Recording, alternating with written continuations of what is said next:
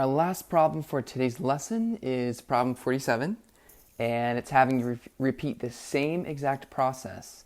So you'll be creating a box plot, but instead of using the data from 1975, you're now using data from the year 2000. So remember, it says, with your team, or by yourself, create a new box plot of the temperature data for the same cities on November 1st, 2000 in your journal. Be sure to identify each of the values below. Now remember, if you have a resource page, they have a nice pretty number line created for you. If you don't have your resource page or can't print it, it's okay, it's not the end of the world, but you will have to create a rough outline, a rough number line. And I think if you just have the 10 hash marks, that'll probably be good enough, and then you can kind of estimate from there. So the very first thing it says is, what is the minimum and the maximum data values? These are the endpoints of your segments. So remember, you're looking for the biggest value and your smallest value, and those are your minimum and your maximum. So there's my maximum at 86. There's my minimum at 33. If you have not done so yet, if you haven't marked it on your number line, pause the video. Otherwise, continue on to see. So there's my maximum, my vertical hash or dash on 86. And there's my vertical line on 33. Okay, check. We've done that. Next, we're moving on to the median temperature. So remember, that's where you find the middle number. You cross out your high, you cross out your low, and you come up with your middle number somewhere in here.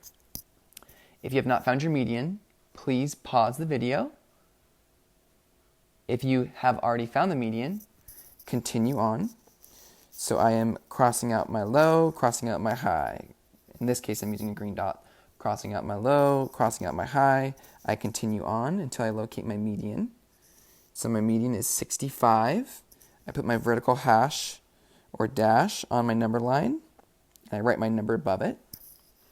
And the last step that we're trying to find are the first and third quartiles. And to make it simple, you're finding the median of this lower half of your data. So, finding the median, it's going to be somewhere in here. And then you're going to find the upper median of this data up here. So let's start with the lower median first. If you have not done so, please pause the video. Otherwise, continue on. I'm crossing out my high and crossing out my low of the bottom half of the data. And remember, I'm not using my median since it landed on one of my data points. It's like that data point's already been used, so I'm taking it out. I'm not using it. Okay, moving on. Find my next low, my next high, crossing out, etc. I keep doing that process until I land on 54. That is my first quartile, or my Q1. Now I'm going to go ahead and repeat the same process with my upper half of my data. So from 66 all the way up to 86.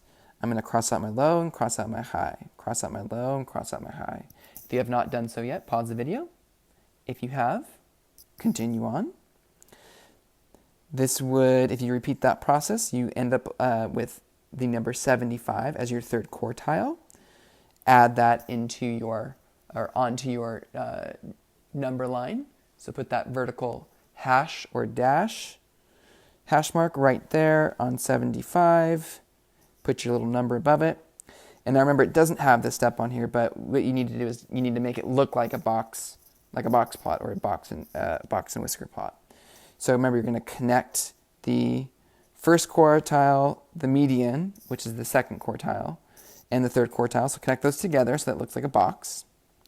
And then the last step that you need to do is you need to draw your whiskers. So from your quartile 3 out to your maximum, and from your first quartile down to your minimum.